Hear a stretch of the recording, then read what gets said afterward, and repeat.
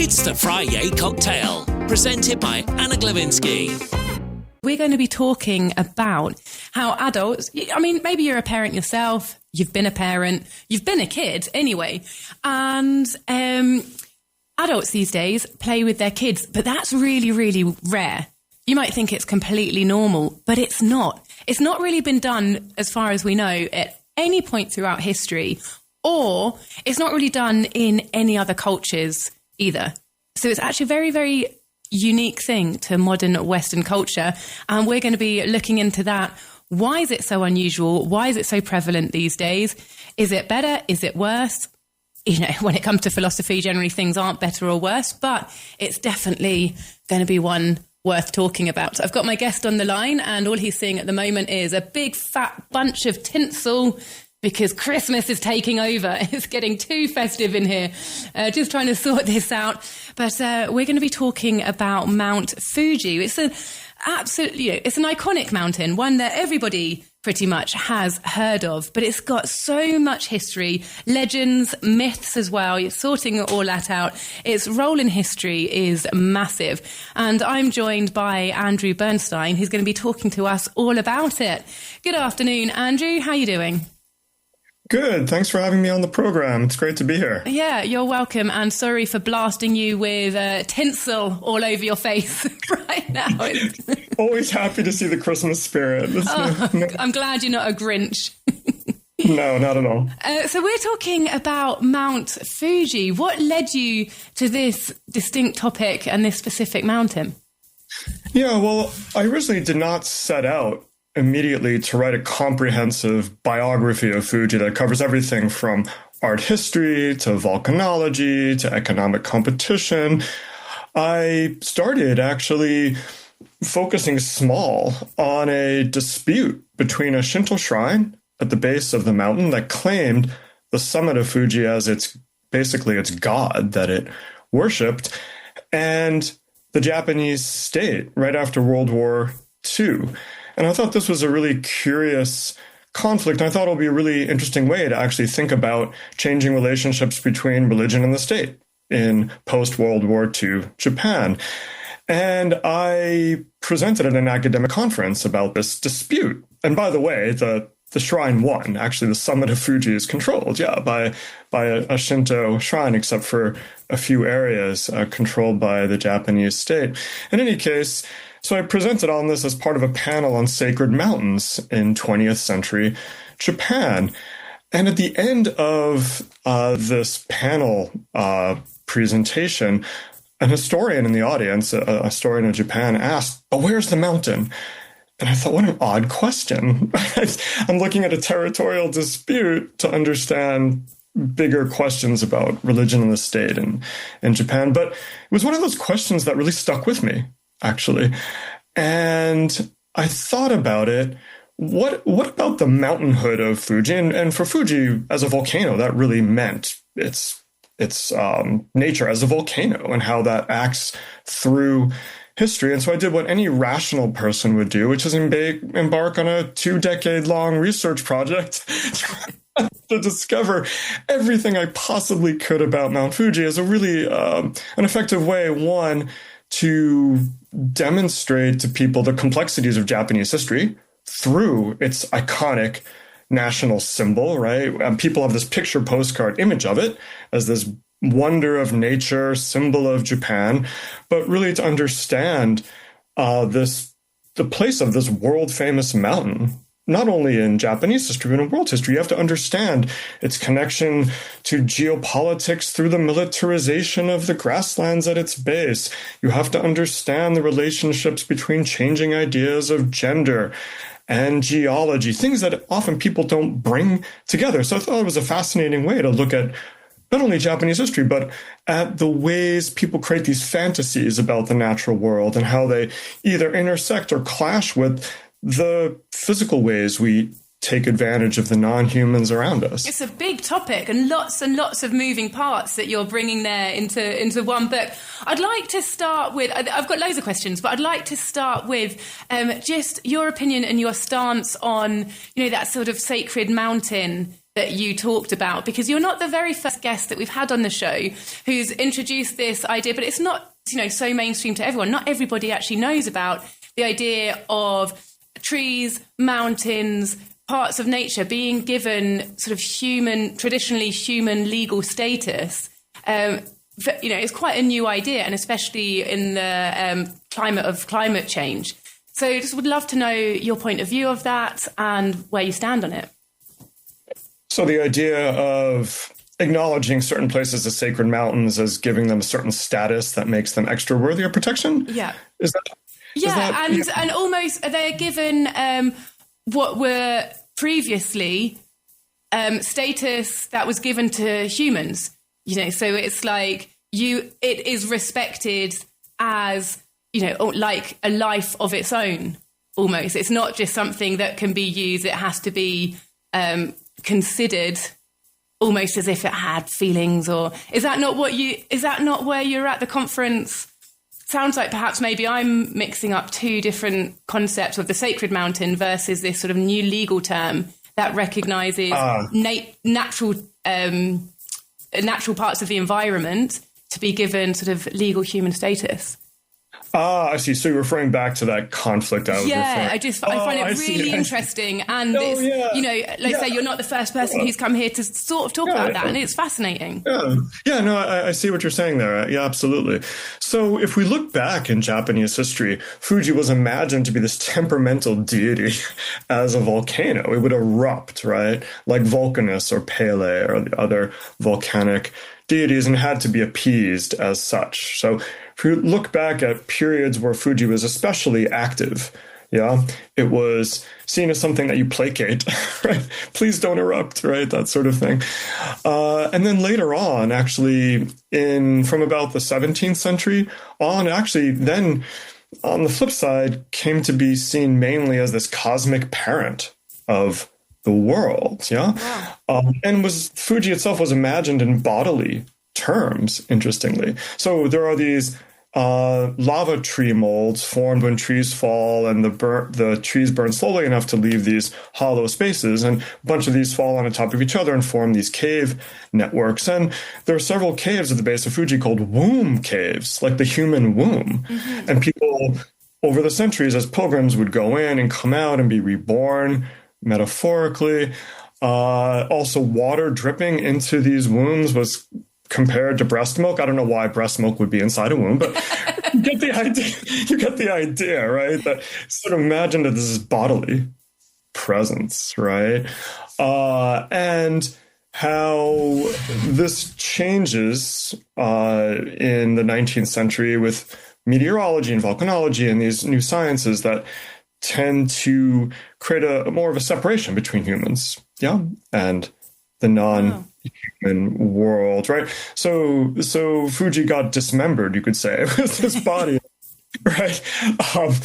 And it's nature over here, and they're humans over there, right? But we're thoroughly entangled, Now, taking this up to, again, the shrine and this conflict with the state, basically, the shrine had claimed jurisdiction for centuries by the time we get to the 20th century over the summit, which was seen as and called getting back to the theme of the body, the god body. Interesting, that's the term for it, the god body, right, of the deity that was being worshipped there. And there have been conflicts over the centuries between this one particular shrine, this institution, and villagers around the summit who wanted to control access to the summit, mainly for economic reasons, to be frank, to collect money from pilgrims. So a lot of this is not just, I guess, spiritual, you could say, but economic, political, right? People have something to gain.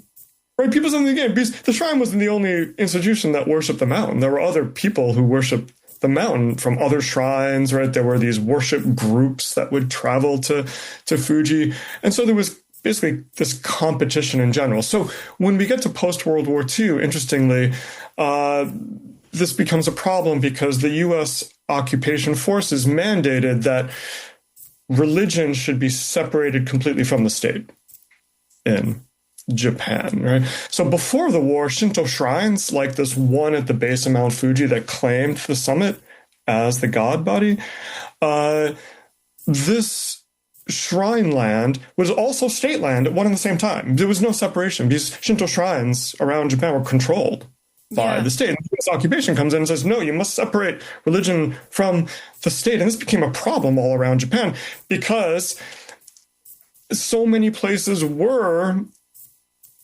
imagined as deities, right? Waterfalls, mountains, fantastic trees, and so forth. So it's interesting, this debate over where do you draw the line? Yeah. Between religion and the state, where do you draw the line in between humans and non-humans becomes really fraught, right? And I guess I want to just sum this up by saying it's not simply a matter of theology, right? Not simply a matter of, right, imagining a place as sacred, but it gets down to the nitty-gritty of politics, our understanding about religion, economic competition between this shrine and villagers who also wanted a piece of the pilgrimage action.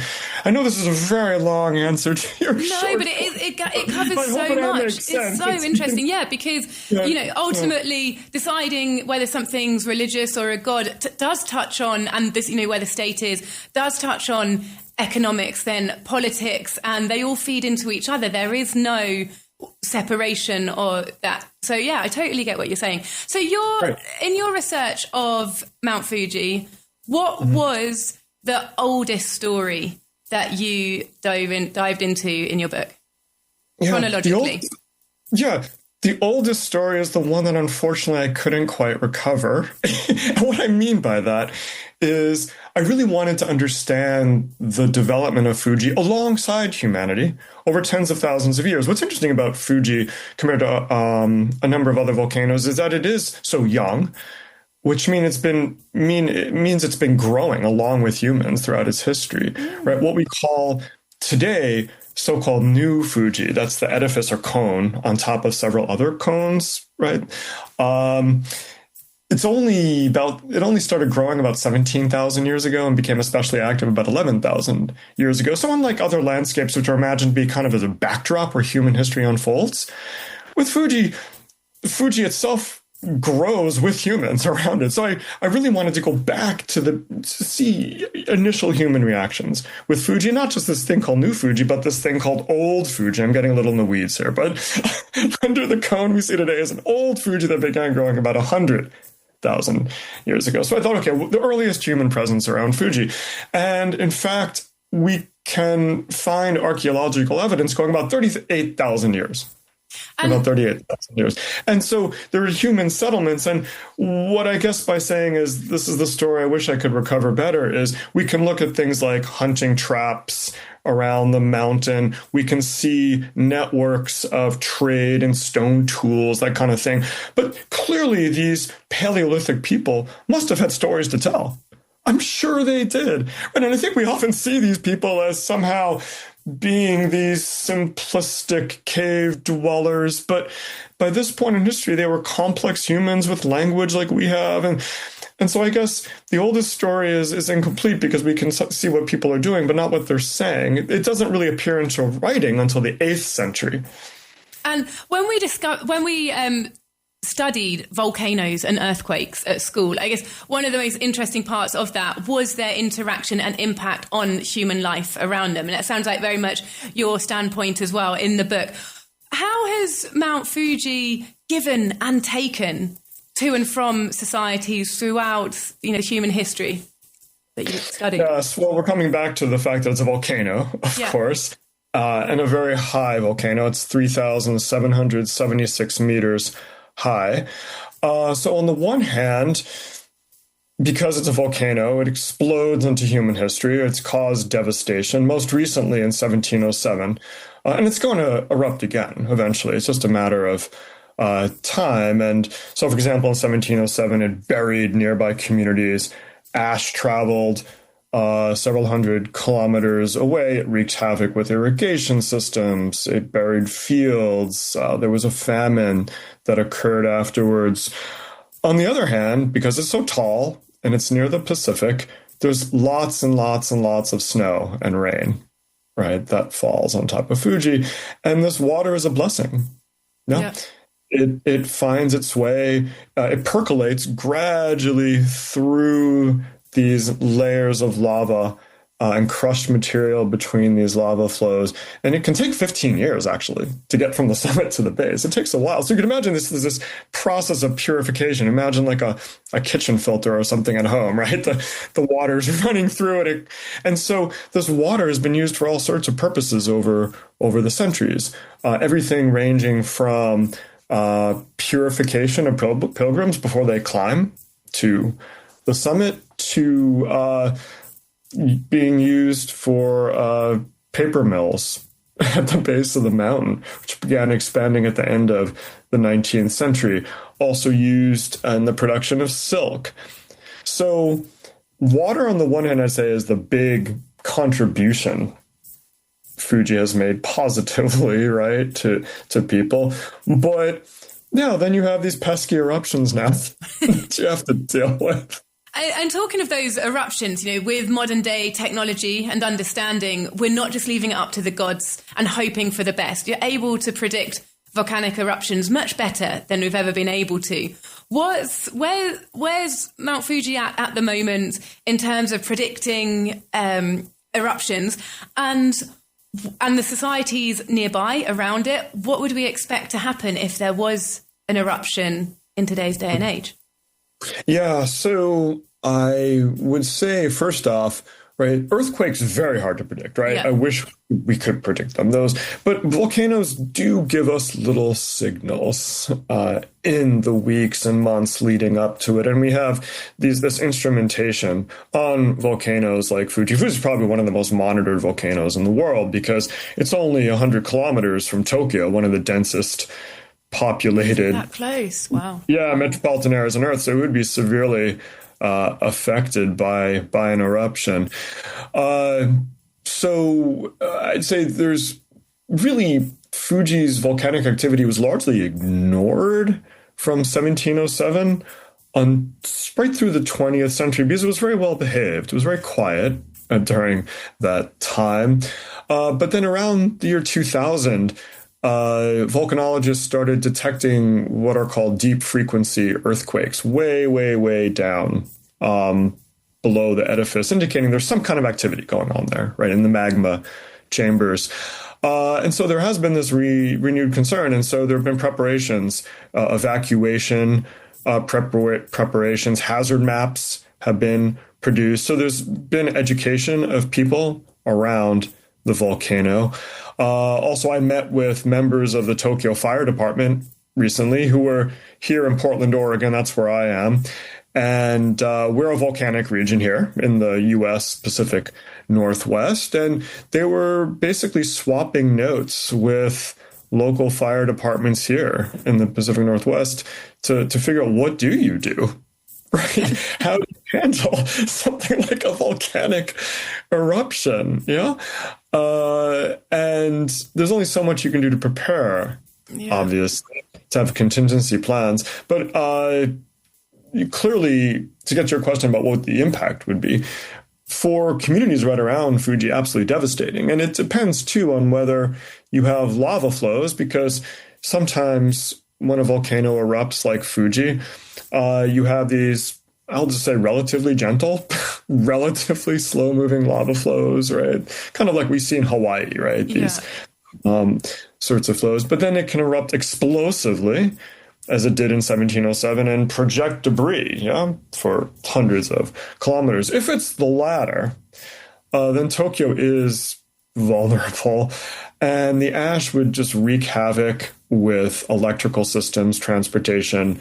It would bring the city to a screeching halt, and it would cause flooding too, because ash piles up in waterways. That's often a big impact of eruptions, is flooding that occurs afterwards, because riverbeds get raised. Wow, it's not something that your average person would actually expect or think about. Never knew that. Yeah, far fewer people would be affected by falling boulders, that kind of thing. Interesting. And so how has people's interaction with Mount Fuji changed over time as well, from seeing it as a god, a deity, to a beautiful view, or to scaling it, climbing it, interacting with it with modern, hooks and climbing materials. What sort of different interactions have we seen over time? Well, just read my book and you can see. But so I would say that, but throughout the book, over tens of thousands of years, I do trace the ways people have interacted physically with Fuji, but also through the imagination, right? How they picture this place. So physically speaking, getting back to what I was saying before, clearly people have relied on the forests surrounding it, the grasslands at the base of the mountain. They've consistently used the water in one form or another. That's a point of continuity over time, right? Though, of course, these resources have been put to very different uses. So whereas you had water being used for purification rituals, now it supplies a massively polluting paper industry. Yeah. So how people have physically used resources, that's changed. The resources themselves, like water, are consistent, and people use them for very different purposes over time, right? So now Fuji is a thoroughly industrialized mountain, you could say, which is ironic considering that people look at it as this beautiful wonder of nature, right?